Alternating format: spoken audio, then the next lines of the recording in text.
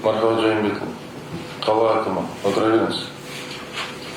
Управление автодорог. Сіздерде шынын айту керек, тәртіп жоқ. Ешқандай. Өздеріңіз жақсы білесіздер. Мен апрель айында осы жерге келгеннен кейін бірінші осы мәселені көтердім.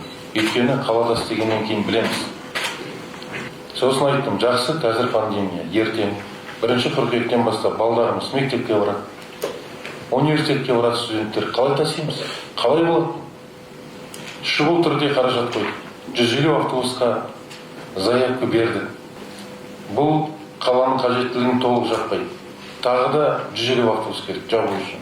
100% жабамыз сонда. Өйткені жекелер өкінішке орай жаңарықпай, баға төмендейді. Қыс айларында дизель қатып қалды деп шықпайды. Балдарымыз тоңып жатыр. Әлеуметтік желіні оқысаң, жүрегің ауырады. Кетіп баратсыздар ба ақыр көліктеріңізбен? Ала кетсеңіздер болады ғана, мектепке жете алмай тұрған балам дегенде. Сол себептен сол қиындықты көріп, бұл мәселені өзіміз түпкілікті қолға алмасақ болмайды. Халыққа ең керек, ең жақын нәрсе деп, тағы да желтоқсан айында 150 автобусқа қаражат қойдық. 1 миллиард 400.